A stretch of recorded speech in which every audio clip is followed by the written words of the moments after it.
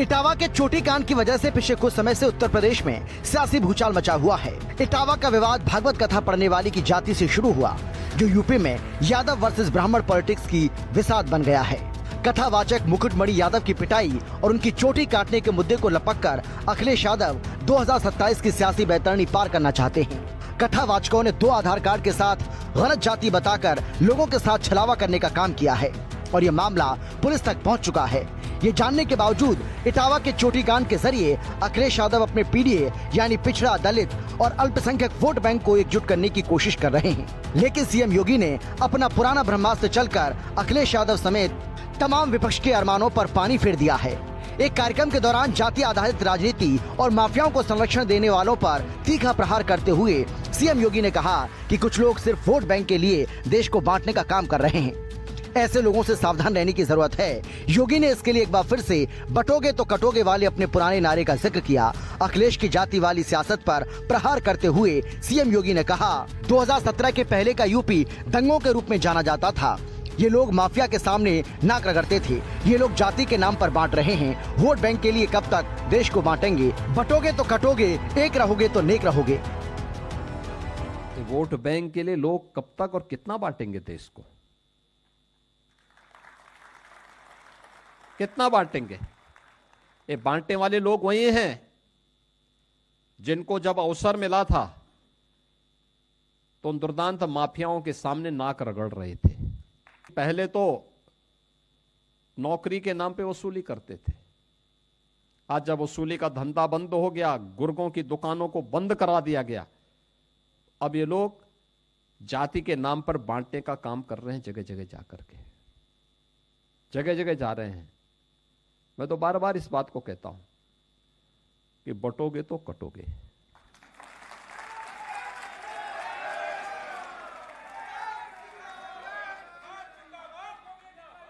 एक रहोगे तो नेक रहोगे। कुछ सरकार के लोग जब सभा में जाते हैं तो आईना देख करके जाते हैं, तभी उन्हें याद आ जाता है ये हर डिस्ट्रिक्ट में माफिया है। सच्चाई तो ये है कि भाजपा से बड़ा कोई माफिया नहीं हो सकता। भाजपा के लोग माफियाओं की तरह काम कर रहे हैं। और अगर ये माफिया और कारोबार को लेकर के इस तरह की बातें हैं तो पूरे प्रदेश की हम लोग समय समय पर सूची मांगे हैं कि कम से कम सरकार अब 9 साल बाद उत्तर प्रदेश के टॉप 20 माफियाओं की सूची जारी करे। अभी तक सरकार ने टॉप 20 माफियाओं की लिस्ट जारी नहीं की है, नाम जारी नहीं हुए अभी तक। अगर नाम जारी हो जाए, सरकार कब करेगी नाम जारी? जो दूसरों पे आरोप लगाते हैं वो आईना देखना बंद कर दें। उत्तर प्रदेश की जनता जानती है कि स्टेट में माफिया कौन है, और अगर इस प्रदेश के माफियाओं की सूची नहीं आ पा रही है तो कम से कम डिस्ट्रिक्ट वाइज ही माफियाओं की सूची आ जाए। 2024 के लोकसभा चुनाव में उत्तर प्रदेश में बीजेपी के निराशाजनक प्रदर्शन के बाद मुख्यमंत्री योगी आदित्यनाथ ने समाजवादी पार्टी के पीडीओ को हिंदू एकजुटता से काटने के लिए बटोगे तो कटोगे, एक रहोगे तो सेफ रहोगे का नारा दिया है। योगी ने पहली बार पिछले साल हरियाणा विधानसभा चुनाव में बटोगे तो कटोगे नारे का इस्तेमाल किया था। उसके बाद महाराष्ट्र से लेकर यूपी तक इस नारे की गूंज सुनाई दी। योगी के इस बटोगे तो कटोगे, एक रहोगे तो सेफ रहोगे नारे का ही कमाल था कि उत्तर प्रदेश में पिछले साल 10 सीटों पर हुए उपचुनाव में से बीजेपी ने 8 सीटें जीत ली।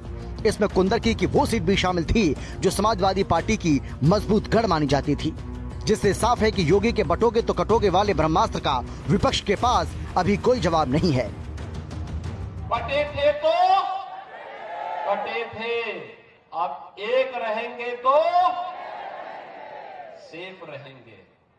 भारत श्रेष्ठ तब बनेगा जब एक रहेगा। भारत सुरक्षित तब बनेगा जब एक रहेगा। भारत विकसित भारत तब बनेगा जब एक रहेगा। ये जाति के नाम पर, मत और मजहब के नाम पर, क्षेत्र और भाषा के नाम पर बांटने वाले लोग ये देश के दुश्मन हैं। भारत के अस्मिता के साथ खिलवाड़ करने वाले लोग हैं। ये वही लोग हैं जो अंग्रेजों की चाकरी करके चाटुकारिता करते थे।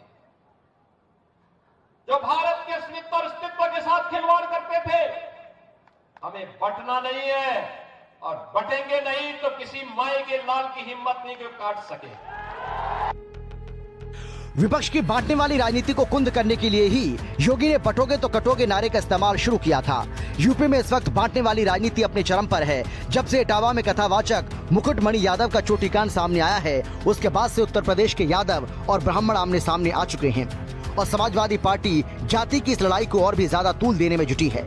इटावा कांड के बाद देश में एक बार फिर जाति के मुद्दे ने आग पकड़ ली है। सवाल उठने लगा है कि क्या कथावाचक का काम किसी एक धर्म या जाति के लिए ही सीमित है और क्या आज भी समाज जाति के आधार पर बटा हुआ है, जिससे साधु संत भी भड़के हुए हैं और वो समाजवादी पार्टी के राष्ट्रीय अध्यक्ष और पूर्व मुख्यमंत्री अखिलेश यादव पर माहौल बिगाड़ने का आरोप लगा रहे हैं। आप शास्त्रों के बताए हुए मार्ग पर चलिए और धर्म का पालन कीजिए और उन बेधर्मियों से लड़ने के लिए तैयार हो जाइए जो हमारे देश में जाति का जहर घोलकर, कई बड़े बड़े नेता हैं जाति के नाम पे कूद पड़े, बस चुनाव की सभाओं में बोल रहे हैं, चुनाव के एक कथा, अरे तुम्हारा इस नाम पे वोट लोगे? व्यासपीठ पर बैठ के सप्ताह करना, देखिए उसकी विधा, हम शास्त्रों की बात करेंगे। यहां मैं अपनी बात नहीं करूंगा। मैं ब्राह्मण कुल में मेरा जन्म हुआ है, लेकिन कितने ऐसे कार्य हैं जो मैं खुद नहीं करता, जैसे यज्ञ कराना मैं नहीं करता क्योंकि उसमें मेरी नॉलेज नहीं है। विवाह कराना वो मैं कार्य नहीं करता। अंतिम संस्कार में भी जो 16 संस्कारों में से एक है, मैं वो नहीं करता। जो चीज मेरे हाथ में नहीं है वो मैं नहीं कर सकता, और जो मेरे हाथ में है वो मैं कर सकता हूं। जब हम भागवत करते हैं, एक अनुष्ठान करते हैं, अनुष्ठान को अनुष्ठान रहने दीजिए। सत्संग, प्रवचन, रामायण इत्यादि हम सब करें, कौन रोकने वाला है? और कितने ऐसे लोग हैं जो ब्राह्मण नहीं है वो भी कथा कर रहे हैं। हमारे यहाँ तो मुस्लिम भी राम कथा करके गए हैं और हमने उनको स्वीकार किया। रसखान को हमने स्वीकार किया है, रसखान के पद हम लोग गाते हैं। तो इसमें जाति के चक्कर मत पड़िए, जाति बंधन मत फैलाइए। मैं हाथ जोड़ के प्रार्थना करता हूँ, आइए हम सब एक हों, सनातन देश और धर्म और आने वाली पीढ़ी को बचाएं। अब राजनीति के लोग उसमें राजनीतिक लाभ लेने के लिए आगे आ गए हैं। अब उसकी तरह तरह से व्याख्या शुरू कर रहे हैं। इसीलिए हम एक मांग आपके माध्यम से करना चाहेंगे कि ये जो घटना है इसकी जांच कराई जानी चाहिए। इसमें हमको साजिश लगती है, हमको लगता है कि ये षड्यंत्र है, ये सहज में घटी घटना नहीं है।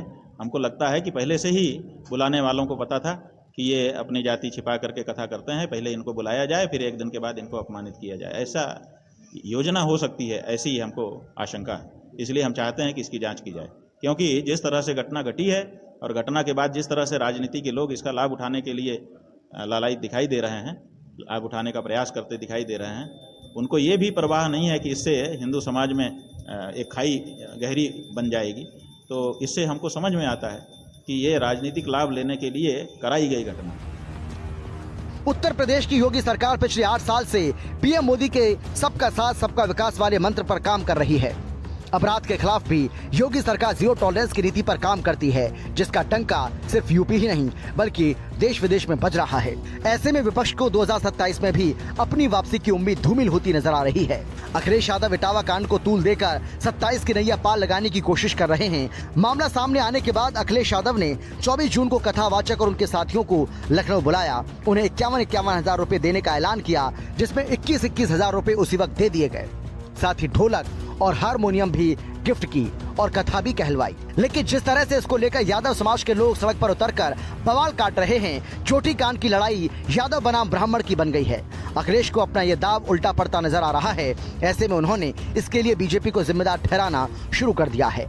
अखिलेश यादव ने सोशल मीडिया एक्स पर लिखा कि भाजपा घुसपैठिया राजनीति कर रही है, अपने प्लांटेड लोगों को बाहरी राज्यों से बुला रही है, उनके उपनाम यादव का दुरुपयोग कर रही है। ये सच बच्चा बच्चा जानता है। यूपी का समाज कुछ नकारात्मक लोगों की गलतियों से बटेगा नहीं बल्कि और मजबूत होगा। आज का यूपी में एक भी ऐसा भाजपाई नहीं है जिस पर दिल्ली वाले भरोसा कर सकें। शायद ऐसा ही है, तभी तो वो बाहर से लोगों को लाकर षड्यंत्र की बिसात बिछा रहे हैं। अखिलेश का ये ट्वीट मुख्यमंत्री योगी आदित्यनाथ के उस बयान के बाद सामने आया जिसमें योगी ने 28 जून को इटावा कांड पर बोलते हुए बटोगे तो कटोगे की बात की। लेकिन सवाल यह है कि यादव और ब्राह्मण को लड़ाकर अखिलेश कैसे प्रदेश के लोगों को एकजुट करेंगे। भागवत कथा तो भगवान कृष्ण से जुड़ी है। अगर सच्चे कृष्ण भक्तों को ही भागवत कथा कहने से रोका जाएगा तो कोई ये अपमान क्यों सहेगा।